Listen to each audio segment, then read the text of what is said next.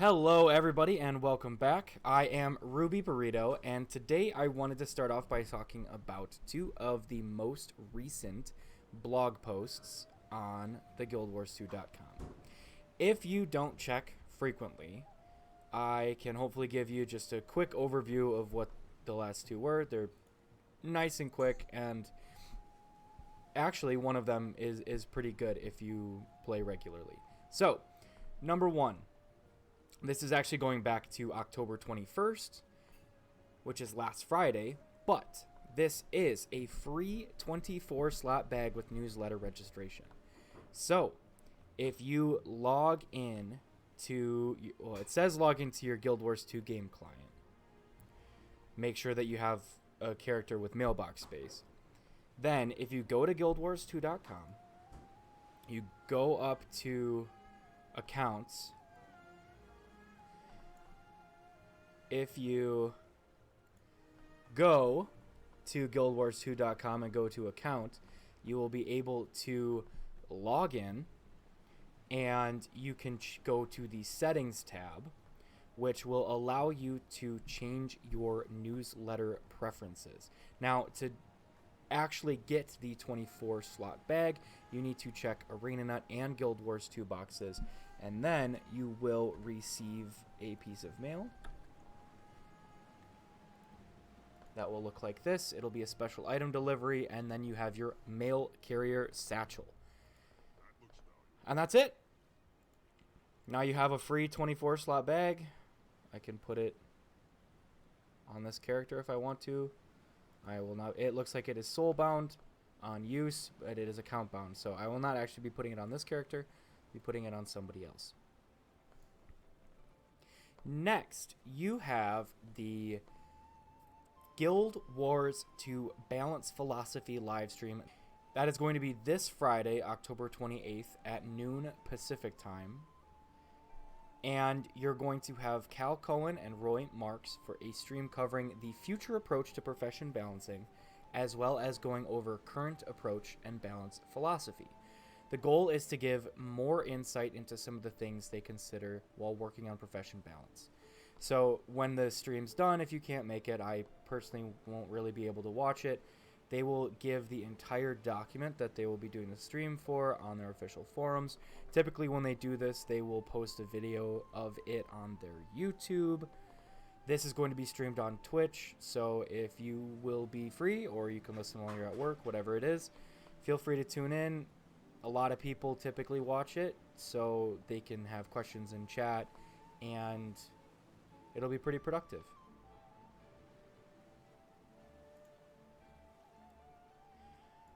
Alright, now I wanted to switch focus and talk about World v. World.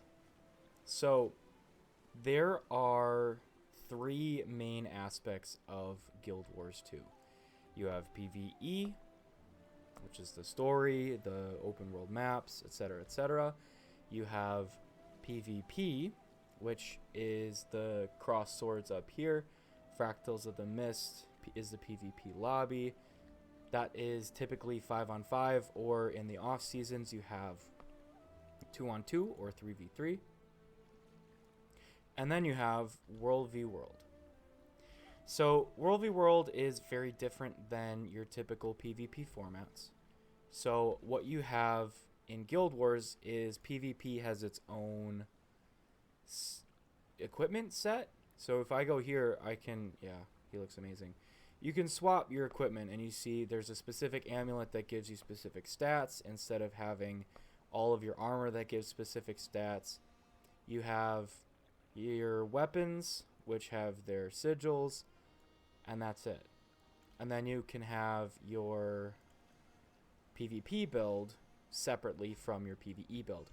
And you don't need to be level 80 to do that. However, in World v. World, you really do need to be level 80 to participate in what's going on. In World v. World, you have your regular PvE gear, and you're going into a 1v1v1 server v server v server. So if I go to the World v World menu here, you can see that there's the Sea of Sorrows, Sanctum of Rawl, and Boreless Pass. Each of these, and you can see now that there's a plus next to them, each of these is a different set of servers that are set to compete against each other.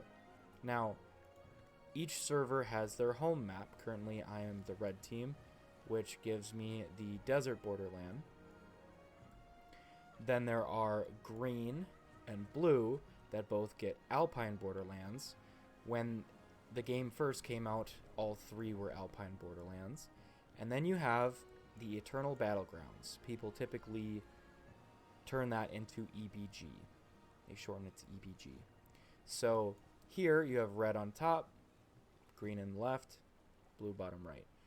Each server has an entryway to each map that allows them to fight on all 4 maps at any given time. Currently, there's a queue on most of the maps because I'm playing around reset. So a lot of people tend to be on during reset.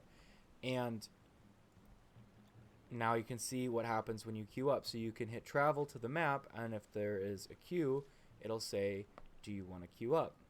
And then you have a certain amount of time. You can see this yellow bar is going down to go and join that map. You are taking up a spot in the queue at that point. I am going to help this guy take this camp before I go. I should have more than a minute to do this, which this would be a supply camp. I have supply camps, towers, and keeps. Those are the 3 main ones. Each map has at least 3 keeps. You can see 3 keeps. 1, 2, 3, 4, 5 supply camps. 1, 2, 3, 4, 5, and this alpine borderland is the same.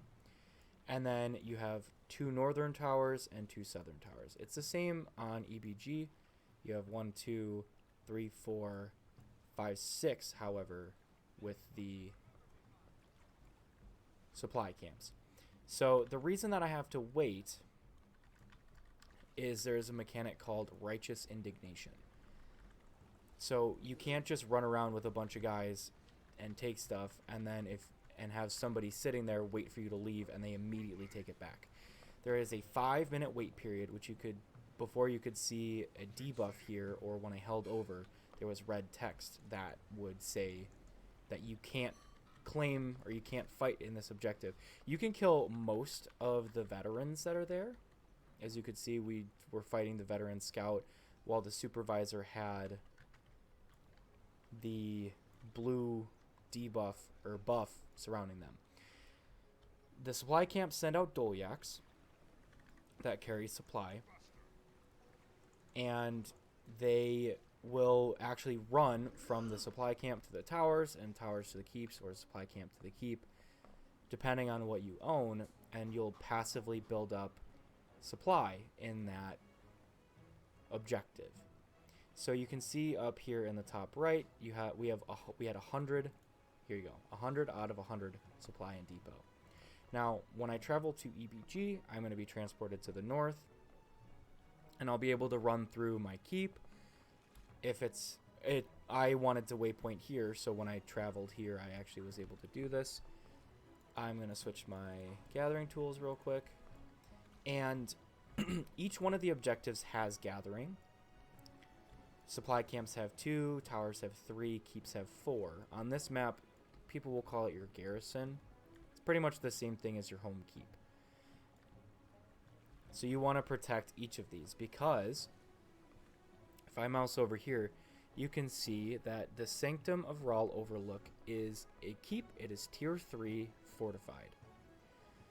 And it has plus 20 per tick. If I go back to here, you can see that we have a score of 3,693, and our bar is bigger on top. And if I mouse over, you can see we get 186 points per tick, 20 of which come from the objective I'm standing in right now. The higher you level it up, so if I zoom out, we have a tier 1 tower here that's plus 6, but this tier 2 tower is plus 8. So the higher you tier it up, the more points you get. The more objectives you control, the higher they get, the more points you earn, the more rewards you get. In the match overview, you can see the skirmish rewards. So the skirmish rewards, and I just ran past a Dolyak, you can see that I gave it a buff here that's called Protected Caravan. So when I'm giving it might and a speed boost here, one of the things that people will do is just run Dolyaks, and they'll run alongside them, give them swiftness. But in the skirmish rewards, every time you get enough pips, which is these here, you can push for the next reward, which is very similar to the reward track you see here, which is similar to the PvP reward track, except in PvP you get rewards every time you complete a match. Whereas in World v World, you can see there's two different bars here. This is my participation. I had ticked down, so I lost a little bit of participation. This timer right here, this 7.5 minutes, is, run away from them because I don't want to fight right now, is when I will go down in participation. That's how much time I have to do something. Whether that be fighting an enemy player and killing them, or fighting a veteran at one of the camps. So blue actually just flipped this camp and turned it their color. So we have to wait. You can see the righteous indignation, the RI, protected from capture, 3 minutes and 50 seconds.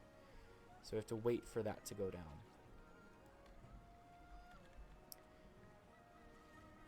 This is what I was talking about. My apologies. So additionally right here you can see that it just went up to 5 minutes and it's going down. That just freaked out because I finished the reward track and it reset to 0. Normally it doesn't do something like that. So this is actually, this Canthan armor box is the final reward for the entire reward track. So you can see you get Mystic Clovers and a whole, you get Obsidian Shards, Testimony of Heroics, Dragonite Ore, and Imperial Fragments. I'm going to look and see which one of these I don't have. So, I mentioned this in another video the other day, and you can actually see your character wearing the gear that you're unlocking when you unlock it. So when your skirmish goes up, and you can tell what is getting it from here. So this is war score. So the more war score, which is this, whoever has the most war score, which is also up here, gets more pips. I am still a lowly rank 435, you can see in the bottom corner. So I only get 2 extra pips for my rank. And I get 1 for completing wood last week. If I go to legend here, here's the 1 for completing wood. You can see it's 4, 5, or 6 depending on which war score you have. And then your World v World rank can actually get you up to +8. So I have +2, but I could be getting 6 additional ones if I hit 10,000 rank, which is very difficult to get. It's very time consuming. And then you get +1 for commanding a squad with at least 5 people, and +3 for commanding a squad with at least 10 people. Commanding is not as easy as it sounds, which is why they reward people for doing it. There was a pink icon on the map earlier. That was a commander tag. And to get a commander tag, you have to actually pay quite a bit of money.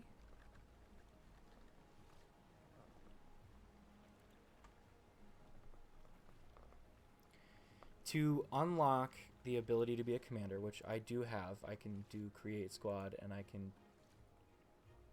be a commander if I want to. It costs 300 gold and 250 badges of honor for the default commander icons, and then an additional 300 gold for the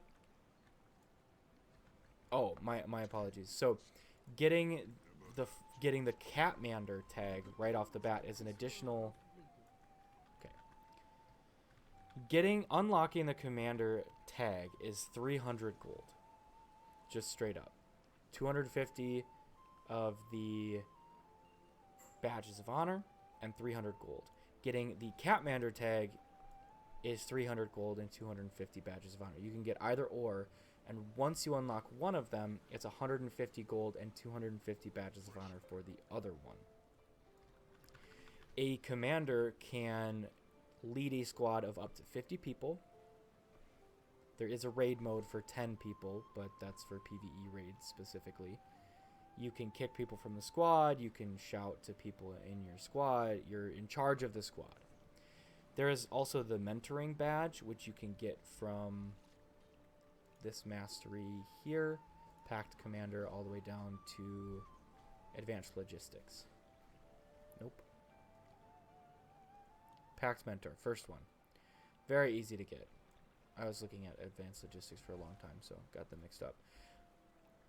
That's very useful for PvE if you want to tell people where events are. Commanders in World v World are expected to know what they're doing, so it becomes a little bit more stressful to take care of that. And you can see that there are enemies attacking over here. We just secured that objective. And this game mode goes on for 24 hours a day. It's almost 24 hours a day, 7 days a week for a full week. So there is a little bit of downtime before reset, which happens on Fridays. And you can see that these guys are gearing up for a pretty big fight. And that's what World v World is about. You can see there's 20, 30 people on either side, and they're going to collide. They're going to smash into each other, and they're going to have a huge battle. That's why commanders are important. That's why you should be careful of just running around with a commander tag, because people will get upset with you. People will follow you, typically. And if you're bad, people will make note of it. So I actually don't run as a commander in World v World. I've done commanding. I have some videos of me commanding some open world events, some metas. Those are a little bit easier for me because they are pretty straightforward. I understand the mechanics, whereas it took a while to get to 436. I think I got maybe 300 levels in the last year or two without super dedicating myself, but that's still not enough for me to feel comfortable leading a group of people. I'll run with them. I'm playing a build right now that's meant to give boons. I give swiftness, I give fury, I give might, and here we go. We're gonna crash into them, and we got a kill, we got another kill, got a couple more kills. And you can see this world XP popping up here. There's the 25, there was the 100. And what that is specifically World v World XP. And that's what I was talking about, the level 400.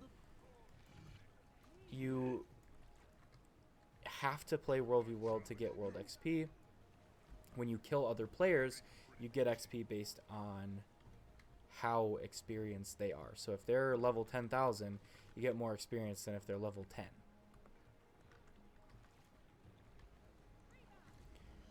And honestly, this is what I spend the majority of my time doing. Just running around playing World v World. Lately it hasn't been much, but when I get to playing a lot, Astrid and I will play a lot of World v World. We have a lot of fun with it. And we're both in some guilds that are specifically for World v World, which is also pretty fun because they know what they're doing. They have dedicated commanders. They have dedicated run times. So it's a lot easier to figure out what's going on because we have communication in Discord, etc. If you're looking for a World v World guild, it might be good to do some research as to what your server is, because it is based on what server you're on. You do get matched up with another server pretty regularly if you're not in one of the top ones, but